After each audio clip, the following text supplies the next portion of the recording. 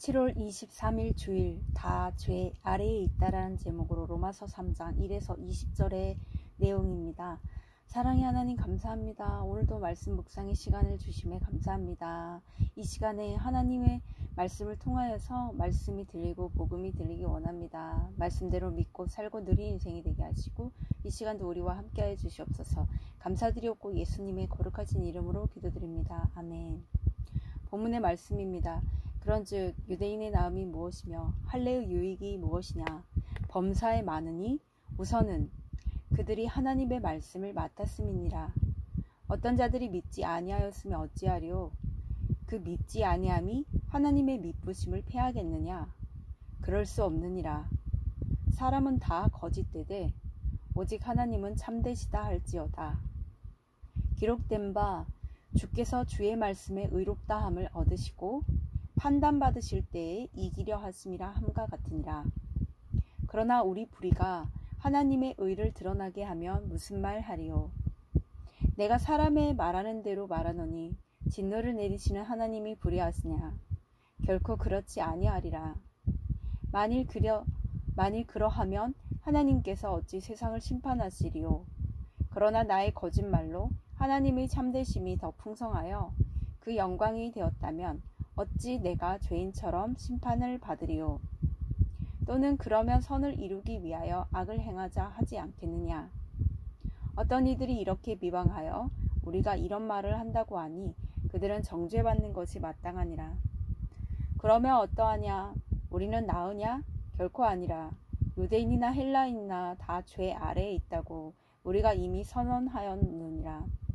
기록된 바 의인은 없나니 하나도 없으며 깨닫는 자도 없고 하나님을 찾는 자도 없고 다 치우쳐 함께 무익하게 되고 선을 행하는 자는 없나니 하나도 없도다. 그들의 목구멍은 열린 무덤이요 그 혀로는 속임을 일삼으며 그 입술에는 독사의 독이 있고 그 입에는 저주와 악독이 가득하고 그 발은 피 흘리는 데 빠른지라. 파멸과 고생이 그 길에 있어 평강의 길을 알지 못하였고 그들의 눈앞에 하나님을 두려움이 없느니라 함과 같으니라. 우리가 알거니와 무릇 율법이 말하는 바는 율법 아래에 있는 자들에게 말하는 것이니 이는 모든 입을 막고 온 세상으로 하나님의 심판 아래 있게 하려 함이라. 그러므로 율법의 행위로 그의 앞에 의롭다 하심을 얻을 육체가 없나니 율법으로는 죄를 깨달음이니라. 아멘.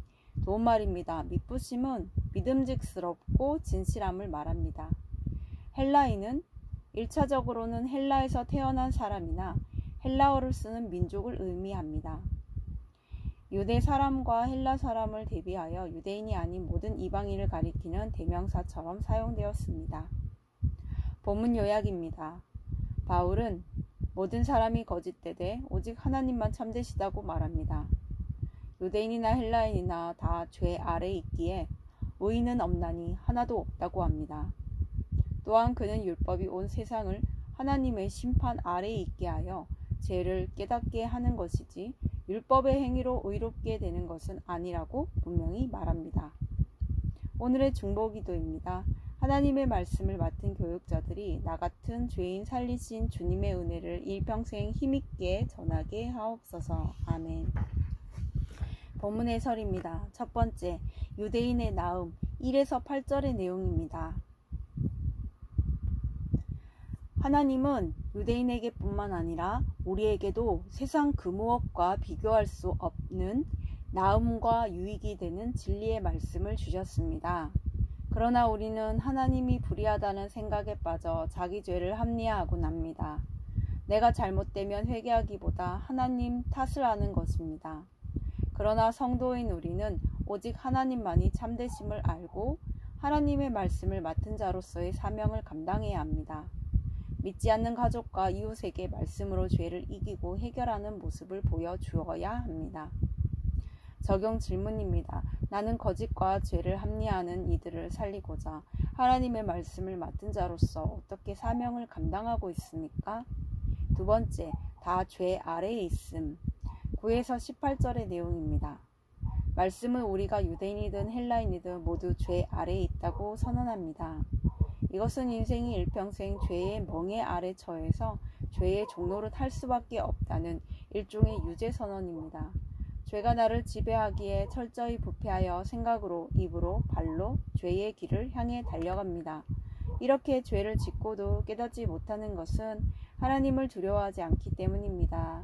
하나님 앞에서라는 의식이 없는 사람은 죄가 반복되고 커질수록 두려워하기보다 점점 더 담대히 악을 행합니다.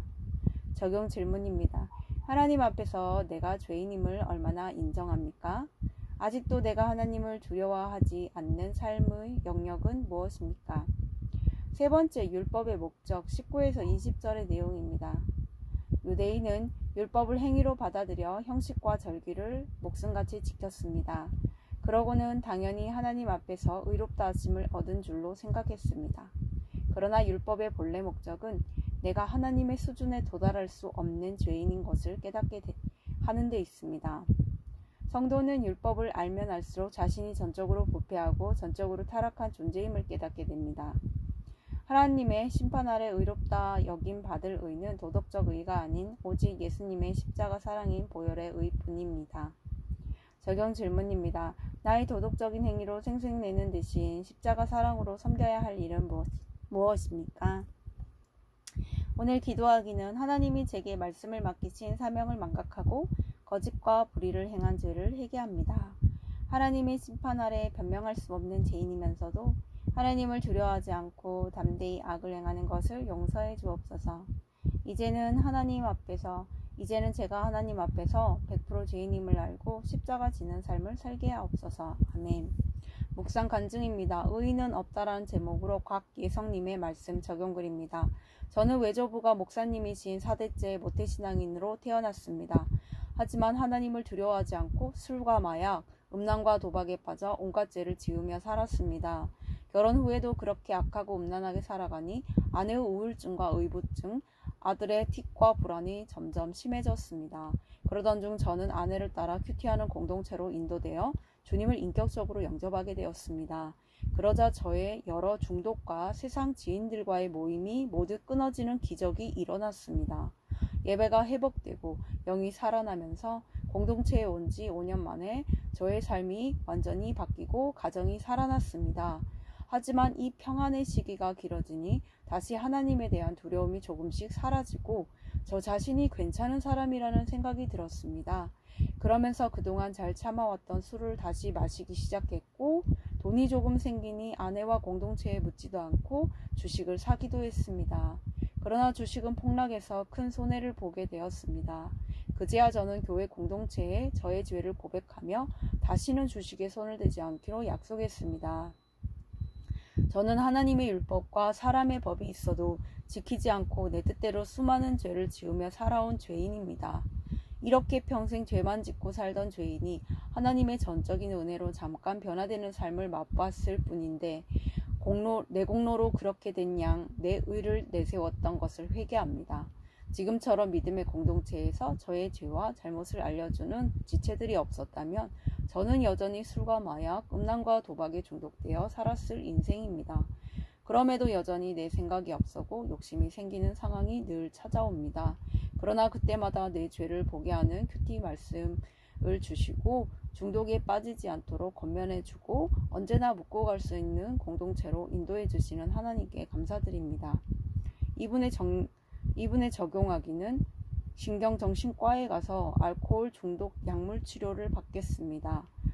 차를 바꾸거나 부동산에 투자하고 싶은 욕심이 들 때 먼저 공동체의 지체들에게 묻고 나누겠습니다. 입니다.